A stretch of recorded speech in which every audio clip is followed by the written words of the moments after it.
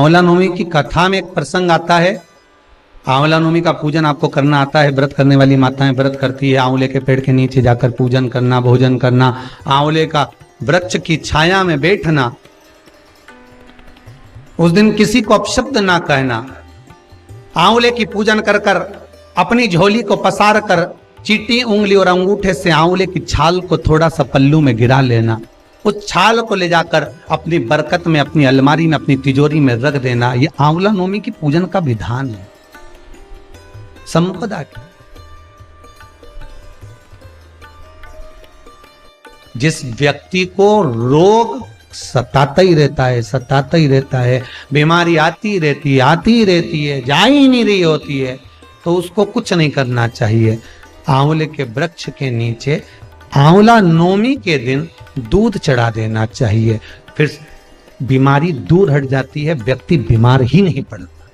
जिसको निमोनिया हो, श्वास की बीमारी हो, दमे की बीमारी हो, किडनी और लीवर से जुड़ी हुई बीमारी हो, उसके लिए सबसे अच्छी चीज है हमारा चलने में हापड़ी भरा जाए, चलने में दम भरा जाए, तो आप आंवले के वृक्ष के नीचे दूध चढ़ाओ आंवला नवमी के, काया ठीक हो। आंवले के वृक्ष पर आंवला नवमी के ब्रह्म मुहूर्त में सूर्य प्रकाशित हो, उससे पहले क्षीर सागर से निकलकर भगवान नारायण तुरंत आंवले के वृक्ष पर आकर विराजमान।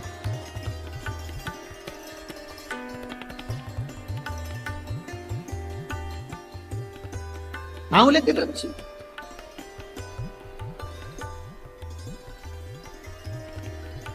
आज ही का दिन है महाराज, अक्षय नवमी आज ही का दिन है आंवला नवमी का। महाराज अगर किसी पंडित ने, किसी ब्राह्मण ने, किसी ज्योतिषाचार्य ने बता दिया कि तुम्हारे बच्चे की उम्र कम है, किसी ने बता दिया कि इसकी अल्पायु है, इसकी उम्र कम है, इसको ये बहुत बड़ी बीमारी होगी और एक्सीडेंट होगा और ये होगा वो होगा, ये वाली अंगूठी पहनो, ये वाला नथ पहनो, ये चीज पहनो, बिल्कुल नहीं, तुम्हारी मर्जी पड़े तो पहनना, लाखों रुपए खर्च करो और मालूम पड़े फल ना मिले, तो एक काम जरूर करना। आज के दिन हाथ में कुंकू लगाकर, कुंकू को लगाने के बाद अपनी माताजी से कहकर उस बच्चे के हथेली पर स्वस्तिक बनाकर आंवले के वृक्ष पर छापे 5 लगवा दीजिए। वो बच्चा कभी अल्पायु नहीं मर सकता, उसकी उम्र में वृद्धि होगी, उम्र कम नहीं हो सकती, उम्र बढ़े। सौभाग्यवती माताएं आज आंवले के पेड़ के नीचे पूजन क्यों करती है? सौभाग्यवती माताएं आज आंवले के पेड़ के नीचे फल का दान क्यों करती है? सौभाग्यवती माताएं आज ब्राह्मण को भोजन आंवले के वृक्ष के नीचे क्यों कराती है? सौभाग्यवती माताएं आज आंवले के पेड़ के नीचे बैठकर भोजन क्यों करती है? अखंड सौभाग्यता के लिए कि आज मैंने अगर एक बिंदी भी दी है, अगर आज मैंने मेहंदी भी दी है, आज मैंने जरा सा कुंकू का भी दान आंवले के वृक्ष के नीचे करा है, तो उसका फल मुझे हजारों गुना मिलना चाहिए, मेरा सौभाग्य अमर होना चाहिए, अजर होना चाहिए।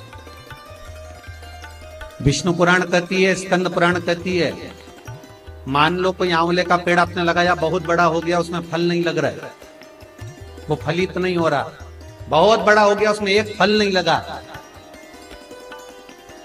तो किसी पवित्र नदी का, गंगा, यमुना, सरयू, नर्मदा, क्षिप्रा, मंदाकिनी, गोदावरी, किसी पवित्र नदी का जल आपके पास में हो, तो आज आंवला नवमी के दिन जो फल नहीं रहा हो, वृक्ष जिसके अंदर आंवले ना लगते हो, आंवले का वृक्ष बहुत बड़ा हो गया, फलित नहीं हो रहा, आज ही के दिन एक कटोरी में जल लेकर नारायण नारायण और शिव का स्मरण कर कर उस पेड़ के नीचे डाल दिया जाता है, तो वो पेड़ जो है, वृक्ष जो है, वो फलने लगता है, उसमें फल लगना चाहिए।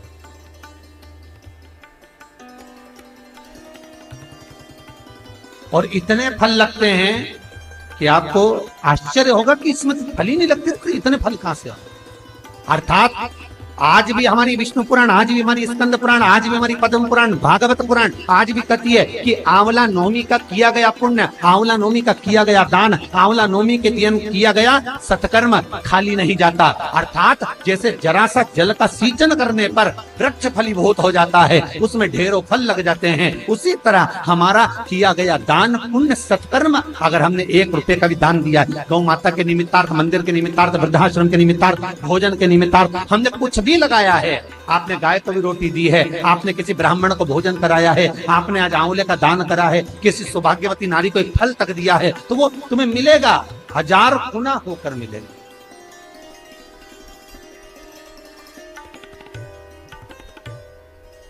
कई लोग कहते हैं महाराज जी ऐसा होता है, इतना बड़ा पेड़ हो गया हमारे यहाँ फल नहीं लग रहा है, ऐसा होता है क्या? आंवला नवमी के दिन जल छोड़ दो तो फल, तो करके देखो ना प्रैक्टिकल। ना महाराज कहीं जा रहा है, ना आंवले का पेड़ कहीं जा रही है, ना तुम कहीं जा रहे, करो। पर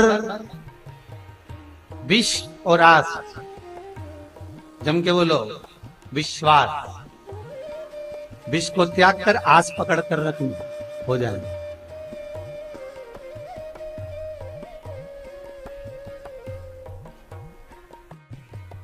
पंचांग के अंतर्गत 2 तिथियां ऐसी होती है जिसमें जो दान पुण्य सत्कर्म भजन कीर्तन स्मरण किया जाता है वो कभी समाप्त नहीं है।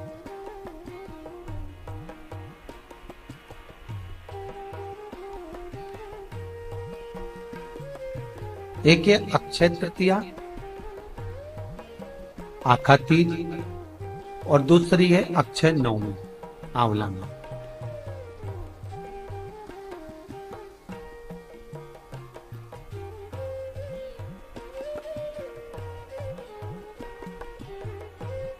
ये 2 तिथि ऐसी हैं कि इन तिथियों में किया गया पुण्य, इन तिथियों में किया गया दान, इन तिथियों में किया गया सत्कर्म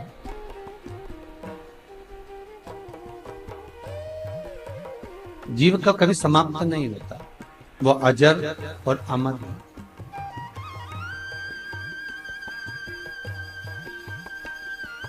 कथा में पहले भी कहा कार्तिक माहत्म्य में कि आज ही के दिन भगवान नारायण आंवले के वृक्ष के ऊपर नयन बंद कर कर बैठते हैं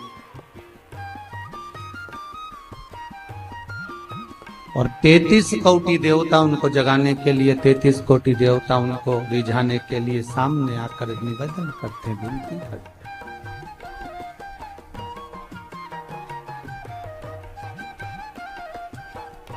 नित्य प्रति प्रार्थना करना, निवेदन करना। कार्तिक का एक महीना ऐसा है जिसके अंतर्गत ब्रह्म मुहूर्त में सूर्य की किरणें प्रकाशित हो उससे पहले कार्तिक का स्नान हो जाता है।